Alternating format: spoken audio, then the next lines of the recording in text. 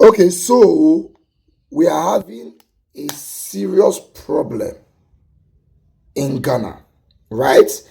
Nigerians in Ghana, Ghanaians are asking them to leave their country.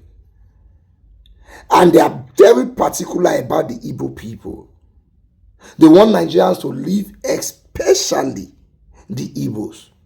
What exactly had happened, we cannot tell you exactly. But the reverse, they need protest, they gather for road. And the year now say people get their king for Ghana. That is amongst them with the Ghana. But let me show you this video. Nigeria will help your bad life. Stop kidnapping. Stop human trafficking. Stop stealing. Stop armed robbery. We are sick and tired of Nigerians in Ghana. This is a peaceful walk. It's not a demonstration. But this message goes to every Nigerian and to our immigration officers at the borders. If you allow the Nigerians into the country, what are they coming to do? We know we are all equal. What is the purpose of Nigerians every place they come into Ghana? What are they coming here to do? Then their willingness, that will come, you and I. Our children cannot go out and buy something and come back. You cannot go night and go and buy your indomie.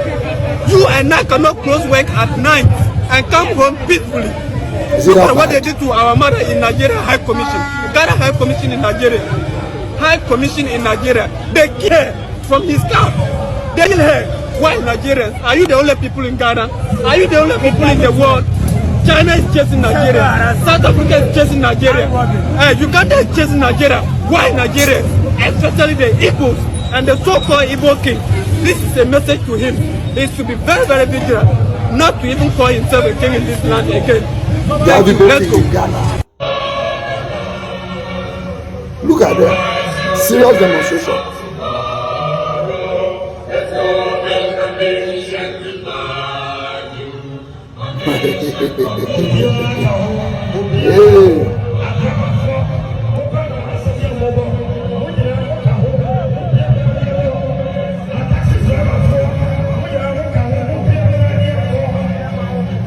They're plenty. We want Nigerians to go back to their country.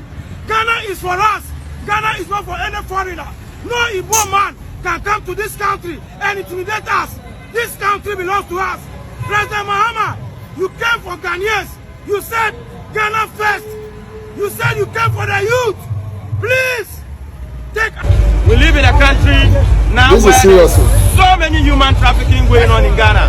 We have Nigerians bringing underage girls from Nigeria, 16 years, 17 years, 18 years. Ladies that are supposed to be in school, that are supposed to be educated. They pack them from Nigeria, they put them in a bus, they bring them to Ghana, they harbor them, 20 of them in a room for tuition. What I'm saying, like I said, if I'm being called to come out with evidences, I will prove and I will bring evidences of everything that I'm saying. They bring their young men to Ghana, they rent the Ghanaian landlords. You guys should be very careful. They rent our apartments, 2-bedroom, they have about 50 people in there, and then they'll be doing illegal activities in there. Enough is enough. There's been no peace in Ghana now. We are not safe. Today, your child will go to school, and the next minute, you are not safe.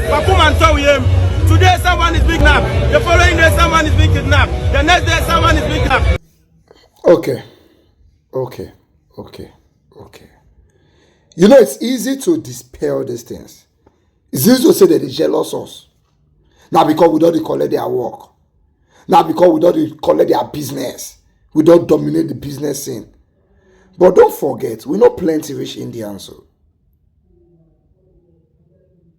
India is more populated than Africa as a continent. How many times have we seen anybody from other countries stage a walk or a protest against Indians in their country? South Africans same way we come out. Chinese same way we come out. Even Ghanaians same way we come out. Not only we did. You don't wish we go ask ourselves the bitter question. Not only we did. For me, I'm not a tribal person. But we'll call a spade and say the truth when we have to say the truth. I married an Igbo woman. Just now, what would they do giveaway? Somebody put on for comment section, say I do 10 giveaway. Now only one person be Yoruba. Me, I not even check tribe. Now when the person talk, I go they check. I come for that say, we did there, Benin there, and we have about 34 Igbo people there. Sometimes when I talk here, I go be like say I dey support the Igbos. But can I be sincere with you? My Igbo brothers, you need to learn to respect people's culture. When I won't do it too much. I married an Igbo woman. Without fear of favor, I don't want to be biased or anything. I'll not try him again for this life. Say I call life again. Or say I want to redo it. They can say this person will marry an Igbo person. I not try him. When I get problem with respecting people's culture, I'm not trying to disrespect you. But somebody has got to tell you so that you understand that there's a problem here that's annoying people. Okay, let's say you are having problems everywhere in the world. Let's come back home and see for ourselves here. Inside Nigeria, you're having problem with the Hausas. You're having problem with the Yorubas. That was what caused the Biafran War. The problem you have with the Northerners. As of today, you're having problem with the Yorubas. You need to learn to respect people's culture. Just like Badebo Roosevelt was running for governorship. Because his mother is an Igbo, there's an Igbo boy. But that's not true. Davido Mama na Igbo, I meant to call Igbo boy. But he was behaving like them. He go about palace, puka for where he said does not think like a Yoruba man. That is you disrespecting people's culture. Even though your father is Yoruba, they'll tell you something. Shebi Omo Ali. I'll give you a short story, right? One of my biggest business partners of all time is an Igbo man. HIV Estate I did business with. Very seamless, clean, spotless, straightforward. He's an Igbo man. So this thing we're talking about is not everybody. But when something is beginning to apply to a majority of us, then we need to look inwards and call ourselves to order. You get one land for Ikosiketu.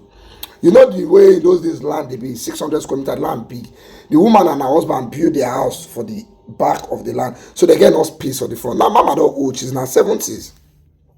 She needs money for her children who are schooling abroad. So she wanted to sell the front. About 300 square meters. She was specific. She said she wanted a Yoruba person. And she also wants somebody that wants to build a bungalow.